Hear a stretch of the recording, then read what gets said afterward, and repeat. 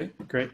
So welcome everybody. I've had a lot of emails asking clarifying questions, and then we had a really productive board meeting last week. So one of the major decisions that's new is that I've updated the website already. So some of you have been to it, so you've seen it. But we're trying to accommodate the situation, and as you all have received that message from the provost, things are even more crazy and hectic, if that's even possible. So what we're really trying to do is I'm going to be doing everything that I can to advocate for you, right? So, but I need information in order to do so. I'm going to make auditions optional for the fall for orchestra. So if you're only planning on being in the orchestra, then you don't have to make an audition video. I am still going to ask you, if you can, go ahead and make a video so that I get to know, especially freshmen, because for the returning folks, unless I haven't met you last year, because I was away last year, I would love to hear your playing. But it's not going to be a requirement for this fall to be in orchestra. Okay, so I'm going to accept anybody who signs up for the course into the orchestra without an audition. But I would still like to get to know you and your playing. So if you're a freshman especially, or you're new to me, please send an audition video. But it's not going to affect anything in terms of whether you get into the orchestra or not. So if we're in person in the spring, then we're going to have some kind of audition in the spring to figure out seating and whatnot. And then there's also the issue of we have 12 flutists signed up right now on the audition form. You know, in the fall, I'm going to basically make membership open to all whoever wants to be part of this orchestra. But if we are going into in-person mode, then that makes a big difference in terms of wind players. For string players, unless you've never played an instrument before, or this is your second or third year playing it, that might be an issue because we do play level 5 piece and up, and we play original pieces. But I'll address that later, okay? However, this rule does not apply if you want to take lessons or you want to be part of the chamber music group, because then I have to have an ability to figure out what your playing level is, because I have to send over all the audition videos to each applied faculty, and they are determining who will get into which studio. So for example, for violin, for example, there's a lot of people. So far we have, usually we have about 50 or 60 violins who sign up for our orchestra auditions and lessons. So obviously we need to know your playing ability for a number of reasons. So number one, my philosophy is, if we have 60 violinists that want to take lessons, then we will go out and find people to teach all of those. So there will never be a situation in which somebody wants to take lessons and can't, okay? Because Professor Kim, Ariana Kim, and I will find the violinist to fill another studio. But often what happens is about half to 60% of our students want to take lessons of the violins. And then what Ariana does is she finds additional violin teachers to make additional violin studios. So she usually takes about 9 students into her studio and then coaches 2 chamber groups. That is a usual load. So obviously, if you're not getting into her studio, and she's the one who determines which studio somebody is assigned to. Sometimes students have a particular person they study with before, so then they may make a request to Ariana that they want to continue with that person, or otherwise, right? If they want to try somebody different, that they can also make that request. But we can't do that without hearing you. So please make an audition video in one of the 3 categories. 1, you are intending to take lessons. 2, you intend to be part of a chamber group, in which case we need to evaluate what your playing level is so that we can assign you into the appropriate level group. 3, I would like to get to know you because you're new to me. Either you're a freshman or I haven't worked with you before and you're upperclassman because I was on leave last year, okay? But to be clear, audition for orchestra is optional. And I'm urging everybody to make the video if you can, if your circumstances allow it, so that I get to know you. Two, it's another sort of goal point on the line to encourage you to practice. And in fact, I would love to kind of assign people to a practice partner that's you can check in with each other. That's what my cello teacher does with my son, who's 10. He has a practice buddy that they check in to each other, and they send each other videos of their scale and whatever part of the piece that they're working on in their Suzuki book.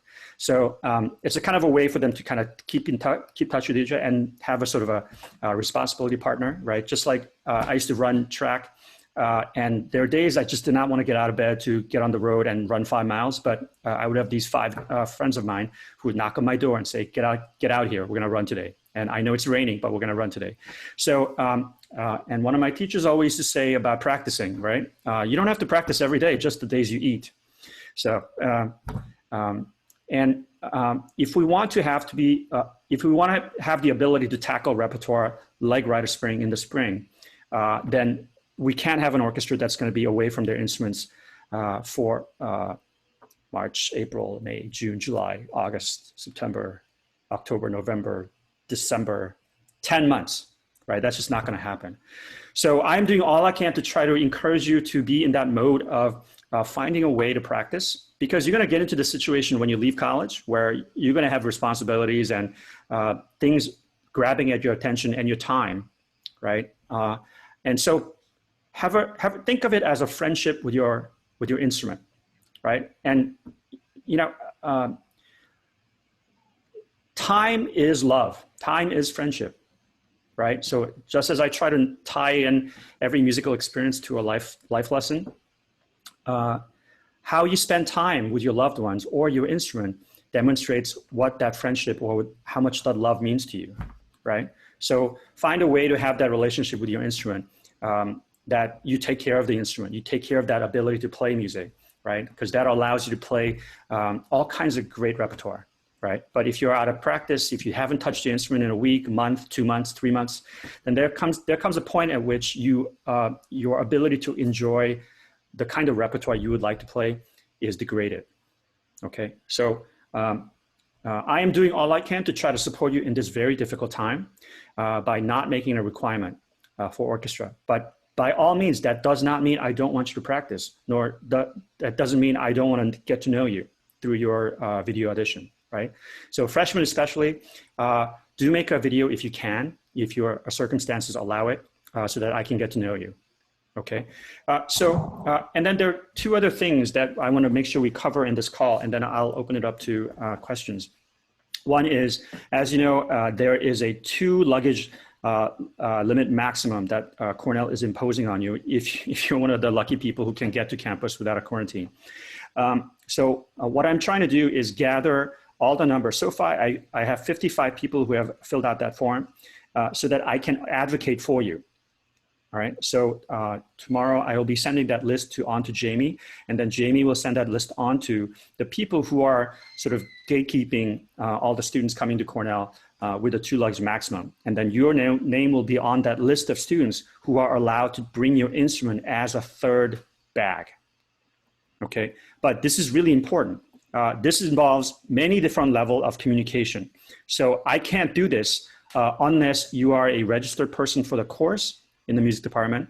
And then 2, this deadline of tomorrow. So any request that comes in after tonight, it's not going to work because I can't add to that list once I submit it on Monday, which is tomorrow. Okay. So I've given the deadline of August 1st.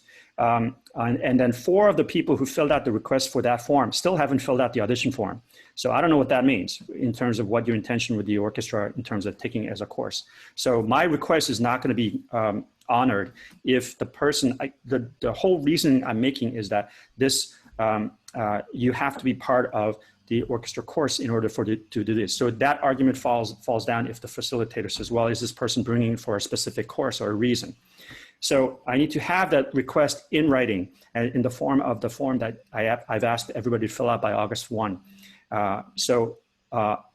Tomorrow morning, I'm going to send that list to Jamie. So if I don't have your name on that request form, you're not going to get that request approved. Okay. So like all things that I've often ask the orchestra to do, and this is not just you guys, this has been my experience all the way through in the past of my 17 years of teaching at Cornell. There are those of you, about 45% of you, who when I ask you to fill out a form, they do it immediately that day and then it's done. And then there's another 20% who it takes about 3 or 4 reminder emails to get it done. And then the rest of the 25% never fills it out. So I have no idea what they want, okay?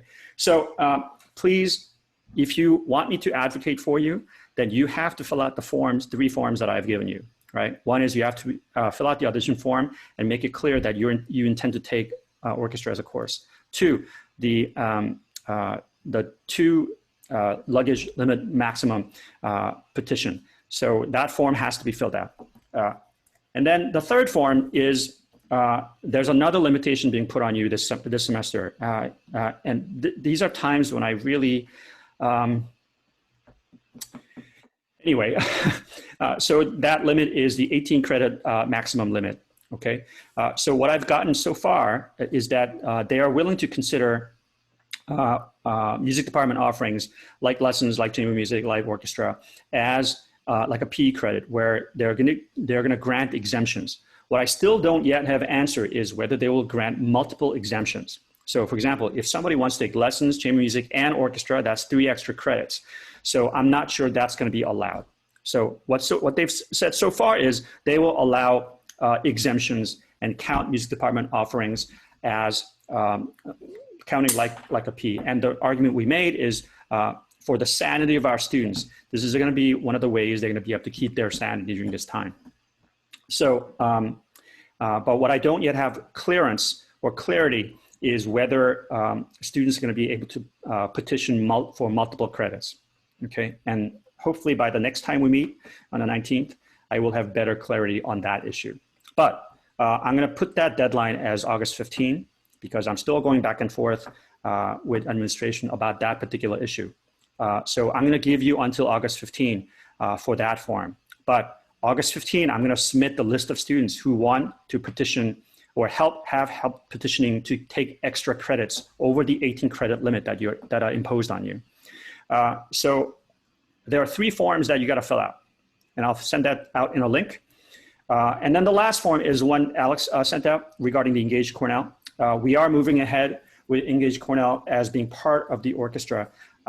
So rather than having our mentors sign up for an extra 3703 course, which in this time of 18 credit maximum doesn't make any sense. So I'm folding that into the work we do with orchestra. So you're not gonna, if you're a mentor, that means you're not gonna have to take an extra 3703 course on top of that. So our activities will be folded in within the context of orchestra. Okay, but we do need to know as I'm approaching the 2 elementary school, Chess and BJM, exactly how many mentors that we have so that they can set the number of mentors and make that request in terms of who wants to be part of the program that in terms of the elementary school students being part of the Engage Cornell mentorship program. So it's really important that you fill out that form so that I know what the numbers are in terms of how many mentors we have available for our elementary school students to interact with. It is not required, but most of our conversation is going to be out addressing the inequity in the institution of orchestra. And as many of these conversations go, oftentimes the solution or the way forward becomes about education and making sure that all children and students have access to music education, which is often the case is not what happens in most urban inner city schools.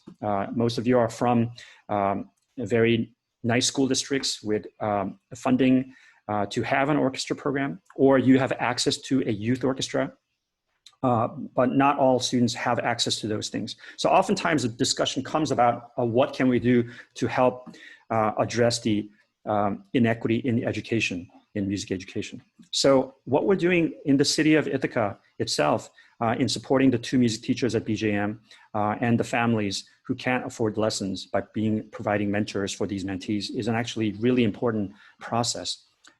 So even though it's not a requirement, I'm going to urge people to be part of this program. So if you're interested in that, do sign up.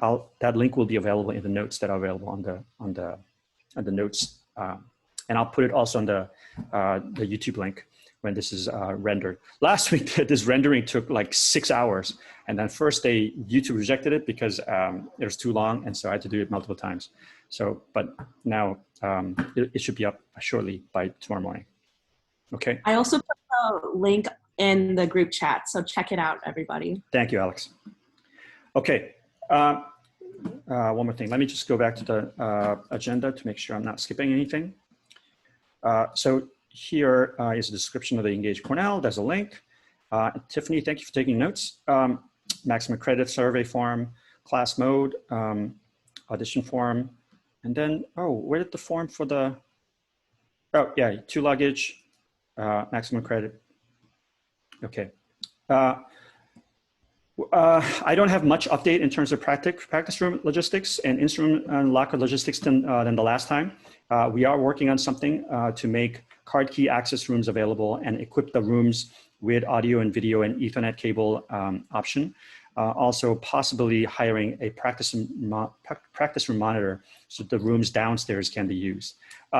Just one thing, if you're planning to take lessons and you are one of the students who are stuck in quarantine states and you're not quite sure when you'll be able to get to campus, and you're, make sure you have a way to have a good connection, good source of video and audio. My setup is I have a H4, so this is a little bit more expensive microphone, but you can find a microphone. I think there's a decent one for about $50.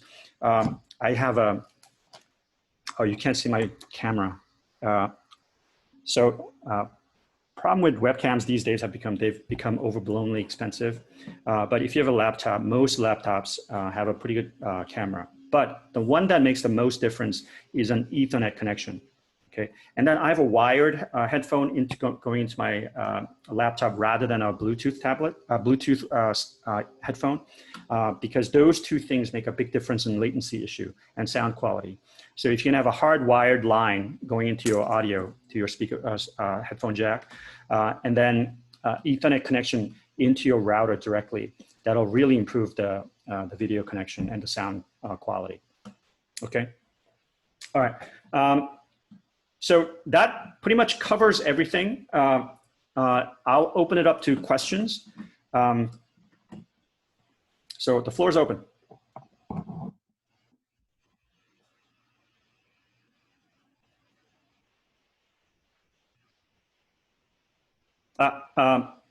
Bozo? Yeah, hi, Professor Kim. Yeah. I just had a quick question. So you don't have much to say about the practice rooms, but could you give us, like, for instance, the likelihood that you think they'll be open before the audition deadlines? Before the audition deadline. So are you on campus right now? Yeah, I'm in Ithaca. I see. So the rule right now is that no one is allowed to access the building. Okay, yeah. So that is not going to be lifted until the campus is open. So unfortunately, you won't be able to access the practice rooms because sure. One, the protocols, cleaning protocols, all of those is not in place, okay? Nor is the contact tracing in place. And one of the main things that is causing a hiccup is a way to contact trace for each user of the practice room. So at first, they weren't willing to have anybody use the practice room of any kind unless the room was card keyed, so that we could trace by card key access who was in that room at what time, because that basically spits out a computer printout and on real-time data of who's using that room based on the card key. So if you open up the room for somebody else, then you're really making that whole point go, so don't do that. But the second way of allowing practice rooms in the downstairs area, in the basement area, was through hiring of a practice room monitor. So there'll be times during the day or in the evening when that work study person would be hired and a very specific schedule would be adhered to. And facilities have not given us a go-ahead in terms of how many cycles of air is going on in the old part of the building. The new part of the building has four exchanges of air per hour. So that's not ideal. It should really be 7 or 8 exchange of air per hour. But basically that means each room after a user uses that room has to be empty for 45 to 60 minutes for the air to be cycled out. Okay, we're trying to mitigate that to a lower time frame by possibly having eight HEPA cleaners. So those, those air cleaners that you can have in your home. So we might install one of those into the practice rooms. Also, there's some studies being done that say what is it? The UV light. There's a machine that basically cleans the air through UV light. So there's a possibility of installing that in the vents. So facilities is looking at those two options as making each room cleaner. But obviously you can't do that. The expense of doing that for every room, every practice room is not practical. So right now with the facilities is trying to figure out, and the big sort of delay in this process is who's going to pay for this additional cleaning equipment, right? So music department is saying, these are things that the university needs to cover, and the university facilities are like, we're not going to cover that. So there's quite a bit of back and forth between the chair and our manager and myself about the importance of providing these equipment so that these rooms can be used, so that more of our students can use the practice rooms. Okay, so there's a lot of back and forth traffic in trying to figure out who is actually going to pay for that. Okay, so right now, I've done about 3 back and forth with them, and I don't unfortunately yet have an update on exactly what the practice room cleaning procedure, usage procedure, checkout procedure will be. And I will update you as soon as I have all those information. Okay. Yeah. Thanks.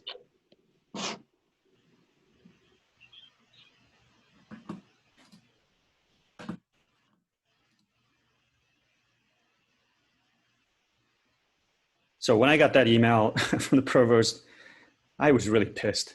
Like, so I really understand how frustrated you all might be regarding this policy of, because first they were going to provide quarantine housing, and then, but I knew there was a town hall. I don't know if some of you attended that. Somebody asked, okay, so if you're going to quarantine students for 2 weeks in a hotel, how are you going to feed them? And then the answer was, oh, we're gonna work on that.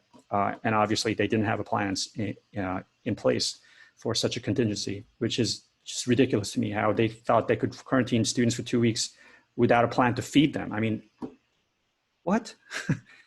Who are these people? I mean, it's just ridiculous. Okay, questions? Let me answer questions. I think there's a question in the chat. Yeah, can you, because I can't see all the screens. So I think I saw Emily's hand go up. Is that correct? Yeah. Yeah. Since we're not auditioning like for seating or anything anymore, do you still want multiple excerpts, or is just one all right? Just one is fine. I just want to get to know you playing. Yeah. Okay. Yeah.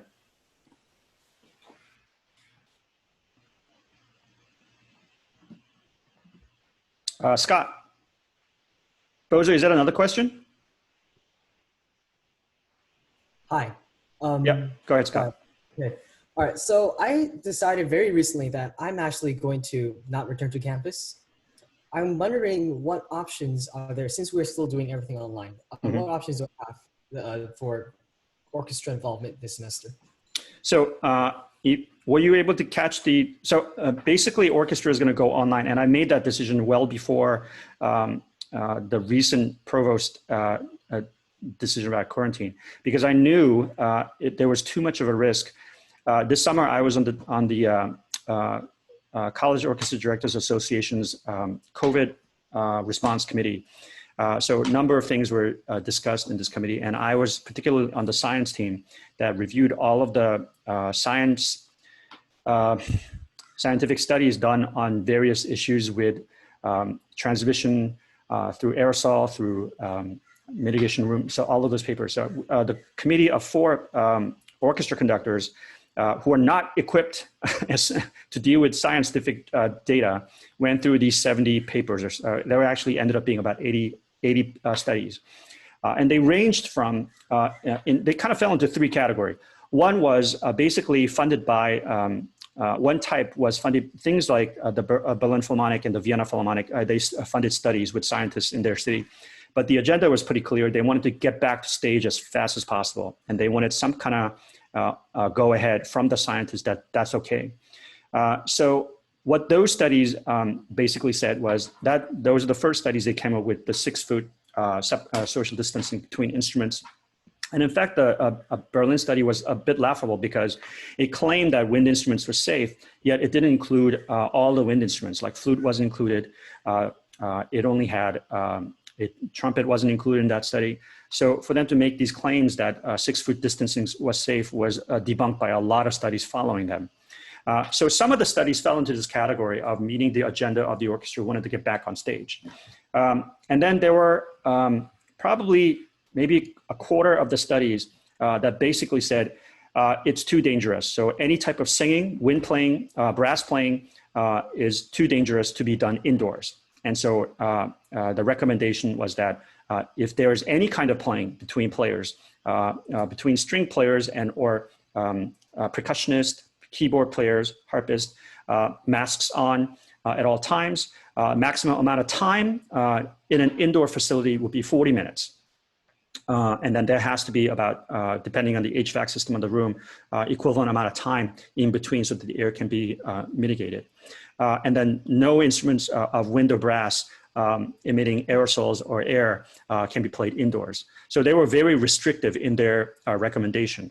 And then the rest of the middle group basically said there's not enough data to come to a conclusive evidence or safe recommendation.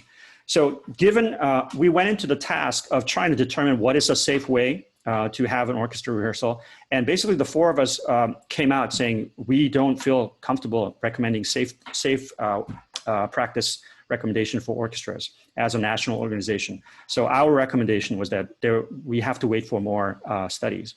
And then the big study that everybody was waiting for was the Colorado study. And then a lot of band directors like CBDNA was funding this study out of University of Colorado.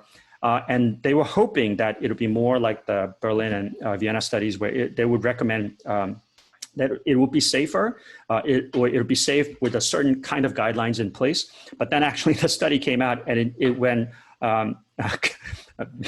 basically towards the other end of this spectrum where wind and brass playing is not safe. So they cannot recommend any kind of,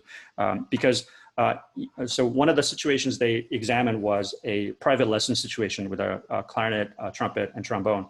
And they looked at how the air is mitigated throughout in the lesson. So they did a number of things, including wrapping the bell of the trombone and trumpet in cloth and plastic and 2 other kinds of materials. And then they had the players wearing masks with sort of like a pouch covering their half their face, but the mouthpiece could go through the pouch and get to the player's mouth.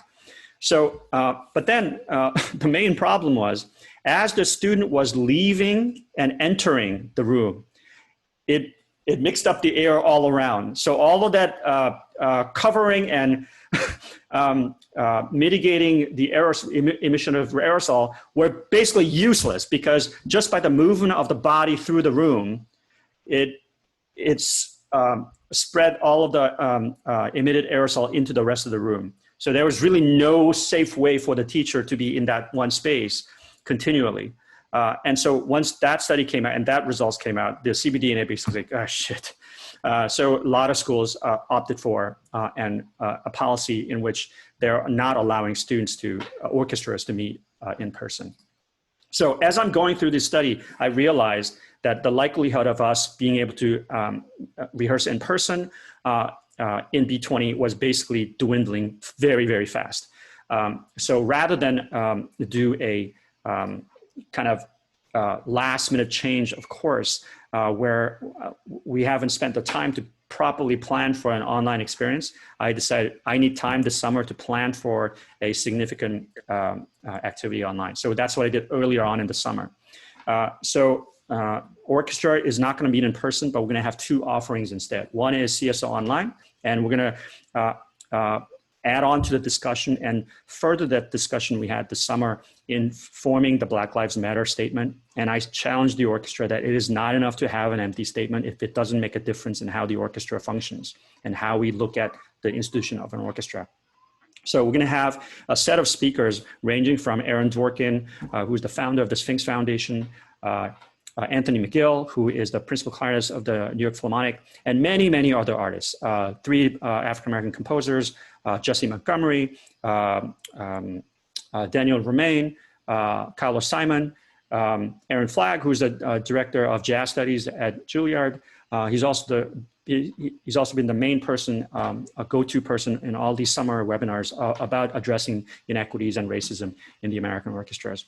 So we're going to have a conversation about what it means to be in an orchestra like ours, where we have 2 African-American members at most. And why is that? And how can we change that, right? So we're going to have discussions not only about how the state of things are currently in this in this industry, right? And where there's a webinar done recently by Steve Banks, who's a saxophone professor at Ithaca College, and he had invited about 12 African-American musicians all around the US, including Sanford Allen, who was the first African-American violinist in the New York Philharmonic in the 60s. Now, can you imagine his experience being the first African-American violinist in the 1960s as all of those things are happening, right? And he was asked to kind of give feedback on the current state of things and how he feels about the state of American orchestras. And he said, you know, frankly, I'm a little bit disappointed and depressed about the state of things because the New York Philharmonic in its history has hired only 3 African Americans and not at the same time. So, you know, you look at baseball and look at Smokey Robinson and through the 60s, and then now we have you think of nothing to look at an African-American baseball player, right? But then you take a look at an American orchestra, and when you see an African-American player, musician in the orchestra, that's it. It's sort of, huh? What? Look back to your own experiences, not just the Cornell Orchestra, but in your youth orchestra, right? I just conducted the Pacific Youth Symphony in March before the pandemic. I was conducting a rehearsal for Carl Sinclair, and I asked for the roster of the orchestra because I don't like to call people by their instrument. So I don't want to say, hey, second flute. I want to say, Lauren, would you play that figure or whatever, right? So I wanted to be able to address the students by their name. And I get this roster of 120 people in this Pacific Youth Symphony. It was 95% Asian American. There wasn't a single African American in that orchestra. I think that's a problem. Orange County is very, very Asian American. So granted, that's the population base from where all the students are coming from. But you see similar things in many youth orchestras. A friend of mine conducts the Chicago Youth Symphony. He says that's the same thing. My first year at Cornell, I auditioned, and then a student walked up to me and he said, you know, I have labs on Mondays, so I think I have to be in chamber orchestra. So I had, so I accommodated him and moved him over to chamber orchestra, and I realized he was, out of the 16 first violins, he was the only non-Asian. So I said, okay, that doesn't look good. But that's, somehow we have this very separate and unequal system of music education, right? LA is doing LA is an example where they're trying to make a difference in this equation, where they have these Yola orchestra system, which is based on the Venezuelan El Sistema program. So they have these nucleos in 5 different schools, which are all in very Latino-heavy neighborhoods, very low on the socioeconomic scale, so that the school districts themselves have no funding for music. So before Yola came into those districts, there was no opportunity for a 3rd grader, 4th grader, 5th grader to take an instrument. Absolutely none. And then LA Phil came in and filled those slots. So now the Yola program, the Youth Orchestra of LA, is very, very strong, where they have levels starting at 3rd grade in 4 different sites. And then the main sort of the flagship youth orchestra is as good as the Orange County Youth Orchestra, but it's all black and brown. And they're having a brand new Frank Gehry designed building go up. So there's an example of an orchestra that came into a city, examined how things are, and try to address that. right? But that conversation is not happening on a wide scale in the industry, right? I often find conductors who talk about the purity of the three Bs, right? The Bach, Beethoven, Brahms, because that is sort of the ideals, the masterworks of our institution, right? And they're happy conducting just Beethoven and Brahms for the rest of their career and become a Beethoven Brahms specialist. And so for a long time, people who are conductors, when somebody said that, thought, yeah, that's reasonable, and thought nothing about that was wrong, right?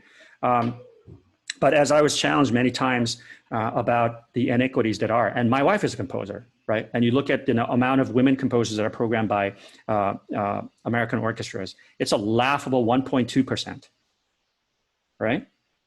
Ladies, you should be angry. Gentlemen, you should be angry. Florence Price's music, Stephen Spinelli and Tamara Costa are teaching this course this fall, which you should look at, and we're going to be able to access some of their speakers. They're looking and examining Florence Price's music. We were supposed to have a huge symposium, a 3-day symposium in February, and the orchestra was going to play her 4th symphony in February. But that symposium obviously has been canceled because nobody can fly. But her music has been lost. 2/3 of her music is gone because of who she was. The skin of her color and the gender of her caused the institutions to ignore her music and put it aside, right? There's a big flap right now, this musicologist who,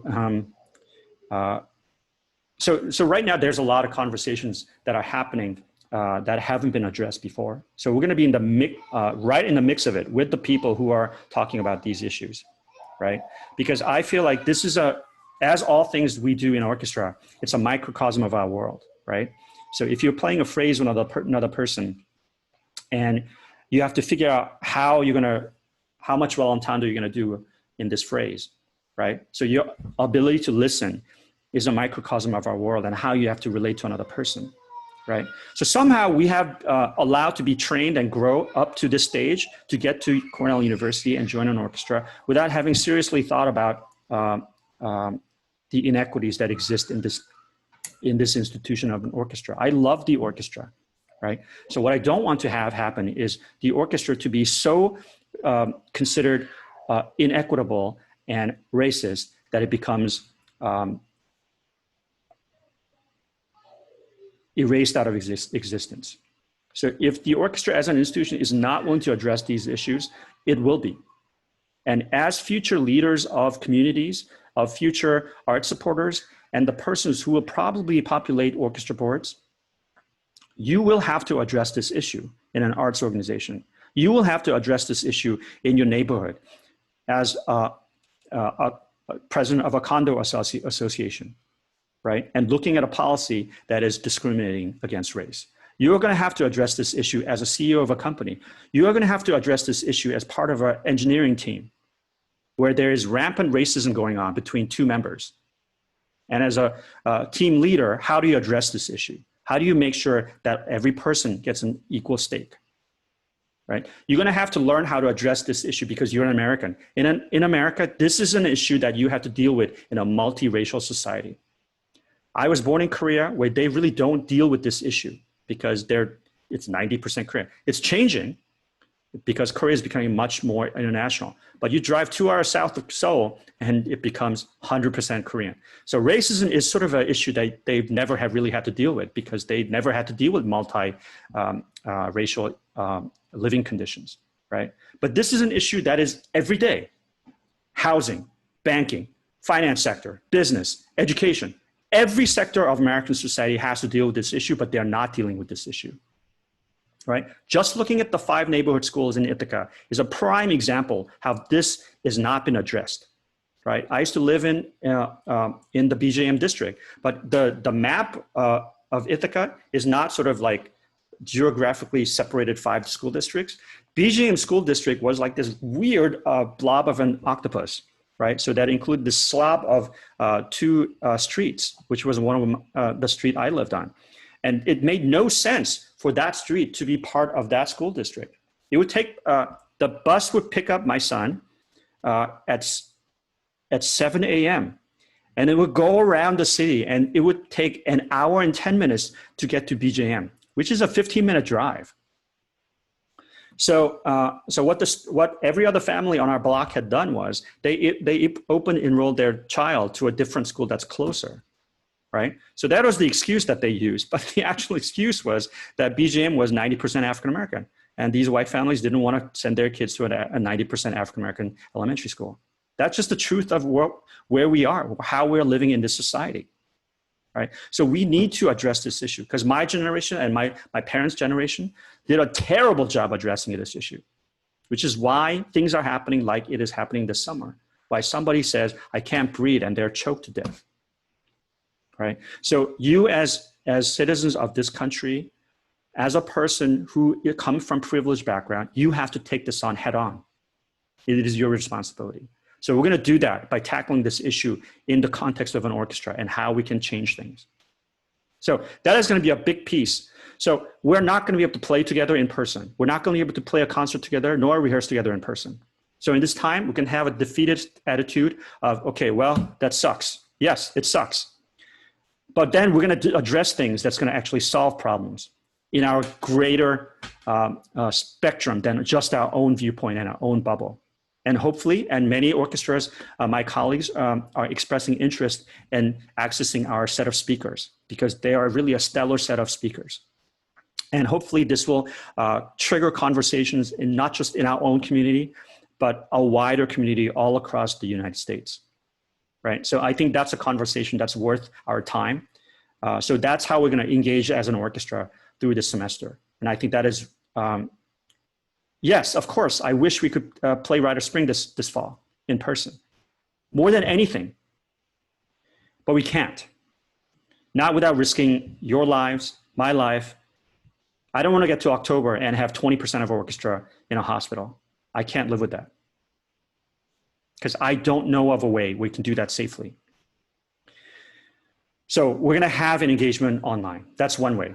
Another way is I'm going to teach conducting for non-majors. It's going to be called the Art of Conducting. We're going to look at all kinds of issues that you have to deal with as a conductor, ranging from ear training to score study to entrepreneurship. We're going to, many of my colleagues who are conductors be guests in that course, talking about issues facing the conductors of our time. So those are two ways in which you're going to be engaging with this subject called orchestra and conducting this summer, this fall. Okay, that was a long roundabout answer to your question of what are your options. So let me just finish my thought, and then I'll get to Isabel's question. So I want you to be engaged this way about these subjects, but I also want you to be engaged with playing. So I'm going to go all in and ask you to take lessons this summer. Right? And I've always told our orchestra members, if it means I don't see you in orchestra so that you can take lessons, if it means I don't see you in orchestra so you can play chamber music, by all means do that, right? Because I want you to have the ability to keep playing your instrument after Cornell, right? And most likely it is not going to be in the form of an orchestra. Unfortunately, I wish it was so. I wish there was an orchestra of our quality everywhere. I wish that would be a really great world we would live in, right? But the truth of it is many community orchestras either are not good enough or they're not close enough for you to access when you leave Cornell. And it's going to be harder because of family responsibility, job responsibility, right? But find a way to take lessons, find a way to play chamber music, right? So that skill grows from here at Cornell, right? So if it means you only take orchestra for 2 years and you take lessons and chamber music in the other semesters, that's what we want you to encourage you to happen, okay? And especially this semester, because we can't play together in orchestra. So then take a lesson with one of our amazing applied faculty, okay? All right, Isabel. I have 2 questions, both of which you might have already answered, and they went over my head.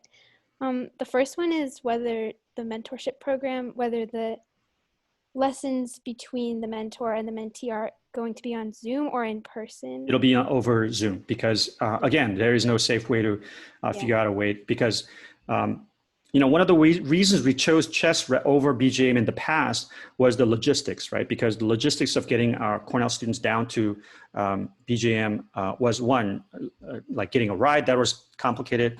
Then two, there was a liability issue, right? Because they didn't want to have a student who's not licensed, not a education person, but just coming into their campus, interacting with their child or children or students, right? So all the interaction will be happening over Zoom with the mentee, right? And so why is that important at this time, right? Think about most of the families. In most families, they will be doing classes over Zoom as well, right? And as I found as a parent, having a kid be stuck in front of a computer, which I don't want him to be stuck in front of a computer. But if they don't have some kind of mentorship, they're just playing games, right? So the development of a child that is being, I'm really worried about this particular, you guys are old enough, maybe not, to not play games 19 hours a day, right? Because you know how to sort of filter that need of wanting to play a game, a video game versus eat a meal and go outside and take a walk and read a book, right? At least that's what I hope, right? So that you have the ability to filter that a little bit, right? A fourth grader, a third grader, a fifth grader doesn't have that ability, right? So their go-to instinct will be, okay, I've been on Zoom, doing Zoom, listening to my teacher, but now I'm done with that Zoom call. And my parents think I'm doing Zoom, but I'm going to go play 3 hours of, Fortnite, right? So to have a person like you who's has the skills to got into an Ivy League institution like Cornell, you've learned how to manage at that juggling act, right? So it means a great deal for these fourth, fifth graders to have a mentorship that you're going to provide to these mentees. It is really crucial in this time. In fact, it might be life-saving, right? And I'm not, I have a kid who's playing a game right now because he's away from my glare, right? And I'm trying to walk that balance as a parent of how do I give him enough independence that he can make right choices rather than being the prison guard, right? And the conversation I want to have with all of your parents is, well, how do they do it? How do they do it so that you have this love for playing an instrument without it being their major, without being a requirement? I'm in constant awe of you guys and even more awe of your parents, right? Because as a parent, I feel like sometimes I'm failing that terribly. All right. So this mentorship that you are offering to these students cannot be calculated how valuable it is, right? It's a chance to make a huge difference in a child's life, that they take away from this mentorship something about how to live life in a positive way, right? And what was the second question? This is more logistical, but I think it was in the last call when you said that we could, if we had a group of chamber people in mind that was complete, we could let you know, or I can't remember her name, but let the coordinator know. Yeah. And I was just wondering when you need to know that by. Yeah. So August 20 is a deadline for the videos. And then a whole bunch of us are going to sit down and watch the videos and try to make an assignment of all the people who are interested in chamber groups. Right. So obviously, if you already have a group, that's going to make our jobs really easy. And in fact, we would prefer to put you in a group with your friends, because it's more likely that you're going to enjoy playing with each other more than putting you into a group with strangers. Right. So if you already have a group that's formed and you're at the same level, or you don't mind putting up with a violist that can't really count, but it's to your friends, or you want them in your group, that's fine. Okay. That's your thing to work out. So if you already have a group, then make that request and let me know what that group is. Okay. And if the group is complete, I don't even need to hear you. So August 20th. Hang on, wait, I might have to have some way to tell the coach who's assigned to coach that group what the level is, right? So they can try to figure out what the repertoire is. So, but that's something you can work out with the coach. Okay, so if the group is formed completely, then you have the option of staying with that group and then perhaps figuring out what repertoire you'll do with the coach, right? And so obviously videos of your playing would help the coach come to a sort of informed decision about what the repertoire will be. However, if the group is incomplete and we have to assign somebody to your group that is not known to you, then we do need videos of everybody in the group. So we can make a correct assignment in terms of level of playing. Okay, and then so the date then would be August 20th. since August that's 20th, when you're August putting 20th, yeah. groups together. Okay, Yeah. thank you. Yeah. Emily. So just to make sure, if we choose to do chamber groups, will those be in person or online too? So that depends entirely upon the coach and the instrumentation. If it includes a wind player, it will not be allowed inside.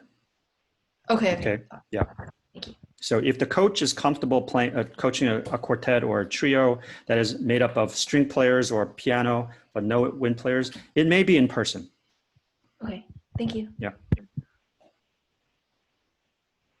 Matthew. Will there be an option of in-person auditions for lessons and or chamber music? I believe Ariana is offering in-person auditions, as far as I know. So you have the option to do that, but that's something you'd have to contact Ariana separately. So far, Ariana is the only person who's offered that option. Everybody else said they want to have online video options.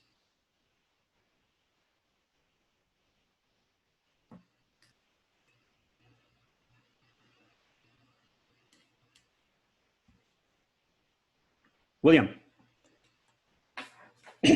So for the audition, we need to do a scale, a solo like excerpt, and then like, do we do those like other excerpts at the like those other like NYO excerpts or whatever? Yeah. So you obviously haven't read the directions on the website. So the audition is three octave scale of your choice, and then 2 contrasting excerpts from the solo repertoire of your choice. That's entirely up to you. Okay, you can play 2 different parts from the same piece. You can play 2 different pieces, but excerpts, okay? And then the audition, the orchestral NYO excerpts, I provided for 2 reasons. When I was meeting with the orchestra board, they said, somebody said, it would be nice, because I don't have pieces ready to go, so it'd be nice to have something I can just print out and that boom, there's 2 contrasting excerpts. So I provided that for everybody. Okay. Also, and if you ever have want of auditioning for the NYO, which is a great organization, and hopefully next year they'll be in person. And last time they toured to China, and the great thing about that group is most people think that is only eligible up till 18. It is not. It's up till 24, as long as you're not a music major in college. So you guys are actually like the perfect candidate for that orchestra, which is a fantastic orchestra, right? But you get to tour. It's a great organization. It doesn't cost anything. So so I've given you kind of a heads up about that audition list, because that's the list that you'd have to learn to do that program. Okay, and then obviously it's now not going to be the case, because for fall, we're going to not have a required audition, right? It's just an optional audition, right? So if you want to have stuff to practice and punch out all those orchestral excerpts, I would love to, I'll listen to them, okay? But those are optional, all right? Before I made that switch of decision, it would have been the orchestral excerpts would have been only required if you're opting for auditioning for a principal position. So if you want to be principal second or concertmaster or principal flute, whatever, then you would have to play the excerpts. Okay. So like how long should it be? I'll probably stop listening after 10 minutes. Okay, cool.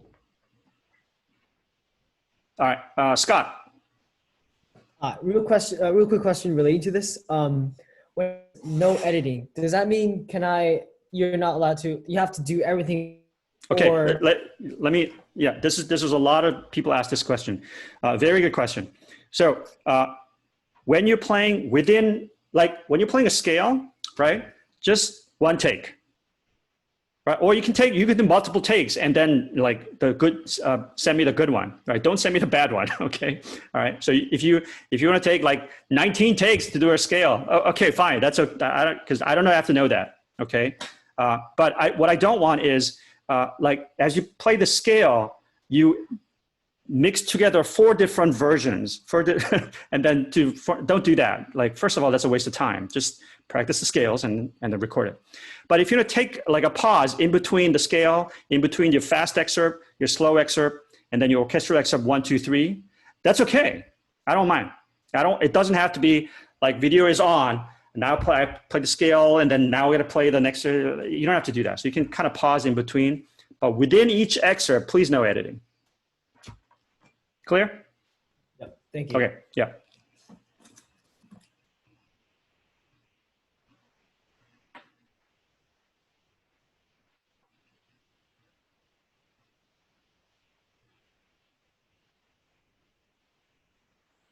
Okay, it's 5:03 here, and it's 8:03 over there everywhere. It's been an hour and it's been 63 minutes wherever you are.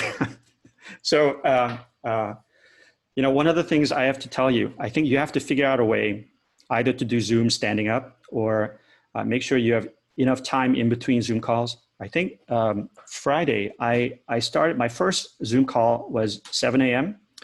And then I was in 6 Zoom calls. And a couple of them lasted more than an hour. And I was just about going absolutely crazy. So, and the only reason I have a little, like a mini trampoline right by me. So basically I'm on that thing in between Zoom calls because there's not enough to even time to go outside and take a walk and come back in. So find somewhere you can kind of walk away from the screen. I know your parents tell you this all the time, but like, go get away from the screen. Okay, whatever screen it is, your phone or your computer, iPad. Okay, which means like practicing your instrument would be a great way of getting away from a screen. All right. Okay, I'm gonna archive this and put it on the website. It'll probably take hopefully less than 6 hours to render it. Send me questions if you have more questions. The next Zoom call is scheduled for August 19. So we'll see you at that time. Okay. In the meantime, please complete those forms so I can advocate for you. Okay. The 2 luggage maximum limit form and the 18 credit maximum petition form. Okay. And then the Engage Cornell, we need mentors. Okay. All right. I'll stay on. If you have questions that you have been too shy to ask, it's good to see you. Stay safe. Masks on.